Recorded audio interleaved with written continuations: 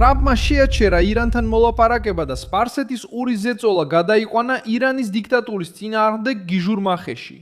ამ ხუთშაბათს 28 მაისს მას შემდეგ რაც ტრამპმა დაადანაშაულა ირანის რეჟიმი მოლაპარაკებების გაჭიანურებაში, დროის მოგებაში და იმაში, რომ ისინი ელოდებიან ამერიკის შეერთებული შტატების პოლიტიკური კალენდრის ცვლილებას.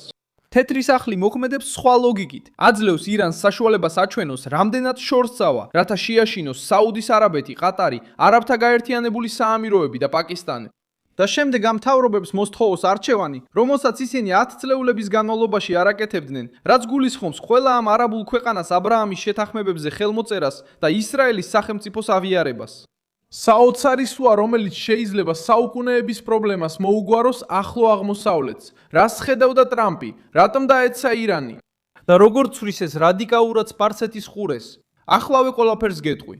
თუ მოგწონს ასეთი პირდაპირი და კონკრეტული კონტენტი, გამოიწერე არხი, რადგან აქ ყოველდღე ასეთ ვიდეოებს ნახავ. ტრამპმა გადადება ცარიელ პაუზად არ ჩათვალა. მან ეს დრო გამოიყენა იმისთვის, რომ გაეზომა იმ მთავრობების სასოწარკვეთა, რომლებიც დაძაბულობის ცენტრში ცხოვრობენ. ირანმა სცადა რეგიონული შიში ვაშინგტონის წინააღმდეგ იარაღად ექცია. თეირანმა წარმოიდგინა, რომ ეს შეაჩერებდა თეთრ სახლს. მაგრამ ამ ნაბიჯმა საპირისპირო გამოავლინა. მან აჩვენა, რომ სპარსეთის ყურის ნეიტრალიტეტი აღარავის იცავს. საუდის არაბეთი, ყატარი და არაბთა გაერთიანებული საამიროები წლების განმავლობაში ცდილობდნენ კომფორტული პოზიციის შენარჩუნებას. ისაუბრებდნენ ვაშინგტონთან, აწარმოებდნენ მოლაპარაკებებს სხვა ძლიერ ქვეყნებთან, ერიდებოდნენ თეირანთან პირდაპირ დაპირისპირებას და ინარჩუნებდნენ საჯარო დისტანციას ისრაელისგან, როცა ეს მათთვის ხელსაყრელი იყო. პრობლემა ის არის, რომ ირანმა მაინც განახორციელა თავდასხმა. ირანის რეჟიმმა აჩვენა, რომ მისთვის ნეიტრალური მთავრობაც შეიძლება სამიზნე გახდეს, თუ ის რეგიონულ ზეწოლას გზაზე გადაეღობება. სწორედ აქ დაინახა ტრამპმა შესაძლებლობა.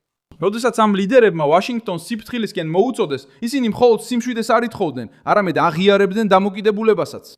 მათ აჩვენეს, რომ აშშ-ში სჭირდებოდათ ირანის შესაკავებლად ეკონომიკური ნაკადის დასაცავად და იმისთვის, რომ კრიზისი მათ საკუთარ ეკონომიკებზე არ აფეთქებულიყო. ტრამპმა ეს მესიჯი გაიგო. თუ სპარსეთის ყურის ქვეყნებს ამერიკული დაცვა სჭირდებათ, სპარსეთის ყურის ქვეყნებს ასევე პოლიტიკური ფასის გადახდაც მოუწევთ და ეს ფასი მცირე არ არის. უფრო მკაფიოდ ჩაერთონ რეგიონულ არქიტექტურაში ირანის წინააღმდეგ. დონალდ ტრამპის მოთხოვნა აბრაამის შეთანხმებასაც უკავშირდებოდა. ეს იყო ნორმალიზაციის პაქტი ისრაელსა და არაბულ ქვეყნებს შორის, რომელიც 2020 წელს წახალისდა. ამ დროს არაბთა გაერთიანებულმა საამიროებმა და ბაჰრეინმა გზა გახსნეს. შემდეგ კი რეგიონში სხვა დაახლოების ნაბიჯებიც გადაიდგა. ლოგიკა მარტივი იყო. ისრაელი მხოლოდ იდეოლოგიურ თემად აღარ დარჩა. და არაბულმა მთავრობებმა ის ტექნოლოგიის, უსაფრთხოების, დაზვერვისა და ირანული საფრთხის წინააღმდეგ თავდაცვის პარტნიორად აღიქვეს. ეხლა დონალდ ტრამპი ცდილობს იგივე ლოგიკა უფრო მაღალ დონეზე აიყვანოს. საქმე მხოლოდ დიპლომატიური დოკუმენტების ხელმოწერაში არ არის. მიზანი არის აიძუოს საუდის არაბეთი, ყატარი, პაკისტანი, ეგვიპტე, იორდანია, ბაჰრეინი და სხვა ქვეყნებმა, რომლებიც მოლაპარაკებებში მონაწილეობენ, უფრო მკაფი ოპოზიცია დაიკავონ. თუ სურთ, რომ შეერთებულმა შტატებმა ირანი შეაკავოს, მაშინ მათ უნდა შეწყვიტონ იმ ფარსის შენარჩუნება, თითქოს ისრაელი არის ახლო აღმოსავლეთის მთავარი პრობლემა. ტრამპისთვის მთავარი პრობლემა ირანის რეჟიმია. ირანი მახეში გაება, რადგან შიშის გამოყენება სცადა იარაღად. როდესაც თეირანი ყურის ქვეყნებზე იყო მიმართული, მას სურდა, რომ ამ მონარქიებს ტრამპზე ზეწოლა მოეხდინათ. მაგრამ ტრამპმა ეს ზეწოლა ვალად გადააქცია. ყოველი მოწოდება სიმშვიდისკენ არგუმენტად იქცა, რომ მეტი თანხმედრა მოეთხოვათ. ყოველი პანიკის ნიშანი მტკიცებულებად იქცა, რომ ძველი თამაში დასრულდა და ყოველი ირანული მუქარა რეგიონის მიმართ თეთრ სახლს ეხმარებოდა და ეცვა იდეა საერთო ფრონტის შესახებ, რომლის ცენტრშიც ისრაელია რეგიონალური დაცვისთვის. საუდის არაბეთი ამ დაფის ყველაზე მძიმე ფიგურაა. საუდის მეფეს ატარებს ორ წმინდა მეჩეთის მცველის ტიტული, მექასა და მედინაში. ისრაელთან ოფიციალური დაახლოება უბრალოდ ხელმოწერა არ იქნებოდა. ეს იქნებოდა სიგნალი მუსლიმური სამყაროს დიდი ნაწილისთვის, რომ ირანის ნარატივმა ძალა დაკარგა. თეირანის რეჟიმი ყოველთვის ცდილობდა თავი წარმოეჩინა ისრაელის წინააღმდეგობის დამცველად. მაგრამ თუ რიადი სხვა გზას აირჩევს, ეს რიტორიკა ბევრად უფრო დასუსტდება.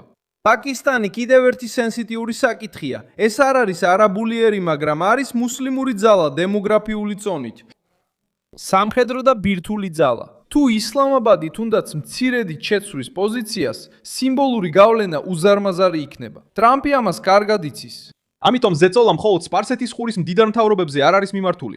ის ასევე მიმართულია იმ მთავრობებისკენ, რომელსაც შეუძლიათ შეცვალონ სხვა მუსლიმური ქვეყნების აღქმა, რომლებიც ყოველთვის ელოდნენ, რომ საუდის არაბეთი პირველ ნაბიჯს გადადგამდა. ატარი ყველაზე უხერხული შემთხვევაა. დოჰამ ურთიერთობები სხვადასხვა მხარესთან შეინარჩუნა. კრიზისის დროს მან ჰამასის პოლიტიკური ლიდერები შეიფარა და გავლენა სწორედ იმით მოიპოვა, რომ ყველას ესაუბრებოდა. თუ პროტრამპული კუთხით შევხედავთ, სწორედ ამიტომ არის ზეწოლა ასეთი ძლიერია. თუ ყატარს სურს, რომ უსაფრთხოების პარტნიორად ჩაითვალოს, ვეღარ შეძლებს მუდმივად გამოიყენოს ორაზროვნება როგორც ფარი.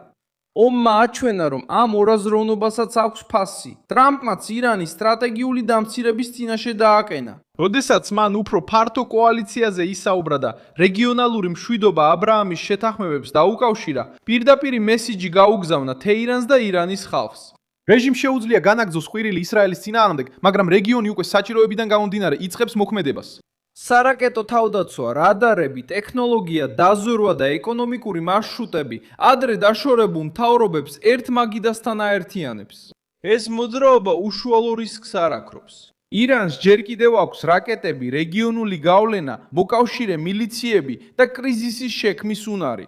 მოლაპარაკებები კვლავ რთულად მიმდინარეობს და დონალდ ტრამპმა მკაფიოდ განაცხადა, რომ ის არ მიიღებს სუსტ შეთანხმებას მხოლოდ იმისთვის, რომ დიპლომატიურად გამოიყურებოდეს.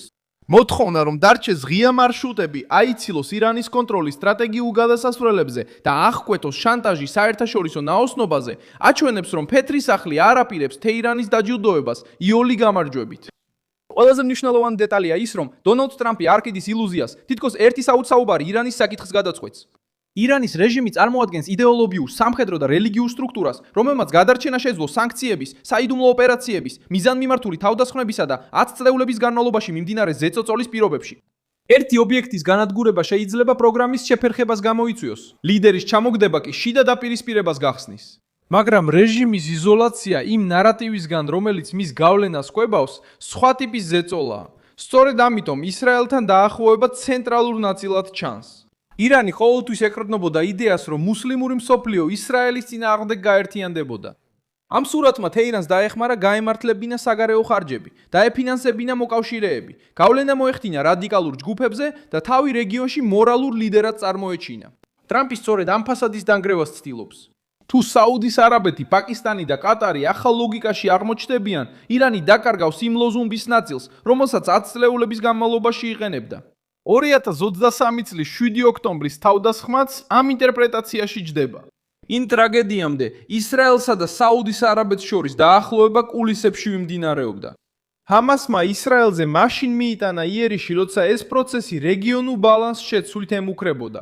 ომმა ნორმალიზაციის პროცესი შეაჩერა, გააძლიერა ზეწოლა არაბულ მთავრობებზე და ირანს დრომისცა, რომ შეეცადა შეენარჩუნებინა თავისი წინააღმდეგობის ნარატივი. ეხლა ტრამპი ცდილობს ამ კრიზისის შედეგი თავად ქაოსის არქიტექტორების წინააღმდეგ გამოიყენოს. სულ მარტივია გასაგებად, მაგრამ რთულია შესასრულებლად. ტრამპი საჭიროებისას იკავებს ხელს, ძალას აჩვენებს, როცა ირანის საზღვრებს ცდის და მოლაპარაკების მაგიდას იყენებს, რათა მოკავშირეებს მოსთხოვოს გადაწყვეტილების მიღება, რომლის მიღებაც არ სურდათ. სპარსეთის ყურის ქვეყნებს შეიძლება ისევე შინეშინოდეთ თეირანის, მაგრამ თავს ვეღარ მოიტყუებენ. თითქოს ნეიტრალიტეტი უსაფრთხოებას უზრუნველყოფს. ომმა ეს პრაქტიკულად ასწავლა. ეკონომიკური მხარეც მნიშვნელოვანია. ახალი არქიტექტურა ინდეც სპარსეთის ყურის ქვეყნებს ისრაელსა და ევროპას შორის მხოლოდ მაშინ იმუშავებს, თუ იქნება უსაფრთხოება, პროგნოზირებადობა და რეგიონული თანამშრომლობა. ირანი აცნობიერებს, რომ ახალი სავაჭრო მარშრუტებითა და ტექნოლოგიური ალიანსებით გვერდისავლა ასუსტებს მის შანტაჟის შესაძლებლობას. ამიტომ დაპირისპირება მხოლოდ სამხედრო არ არის. დონალდ ტრამპი მოლაპარაკებებს იყენებს, რათა შეცვალოს არაერთმნიშვნელოვნების ფასი. თუ ირანის რეჟიმი სპარსეთის ყურის ქვეყნებს ემუქრება, სპარსეთის ყურის ქვეყნებმა უნდა აირჩიონ, ვინ უზრუნველყოფს მათ უსაფრთხოებას. და ამ არჩევანში ისრაელი ტაბუდადებული აღარ არის და პრაქტიკული გადაწყვეტის ნაწილად იქცევა. ირანმა სცადა ტრამპი უკან დაეხევინებინა, მაგრამ ის ზეწოლა, რომელიც თეირანმა რეგიონზე მოახდინა, ტრამპს იდეალური არგუმენტი მისცა, რომ უფრო დიდი ცვლილება მოეთხოვა. სწორედ აქ არის მახე. რეჟიმმა სცადა სპარსეთის ყურის ქვეყნების დაშინება, რათა თავისი პოზიცია შეენარჩუნებინა და საბოლოოდ ვაშინგტონს დაეხმარა ეჩვენებინა, რომ სპარსეთის ყურის ქვეყნებს რეალური უსაფრთხოება მხოლოდ ასე ექნებათ. როცა ისრაელს მტრად აღარ ავიქვამენ და ირანს მართვად პრობლემად აღარ მიიჩნევენ. მე ვარ მილსონ ალვესი, საერთაშორისო ურთიერთობების სპეციალისტი და ჩემი მიზანია ყოველდღე მოგაწოდოს სანდო ინფორმაცია. ახალი ამბების ბულები ვიდეოს აღწერაშია მოცემული. მოიწონე ეს ვიდეო, გამოიწერე არხი და ბოლოს გადახედე კომენტარებს, რომ კიდევ უფრო მეტად ჩაერთო მილსონ ალუესის საზოგადოებაში.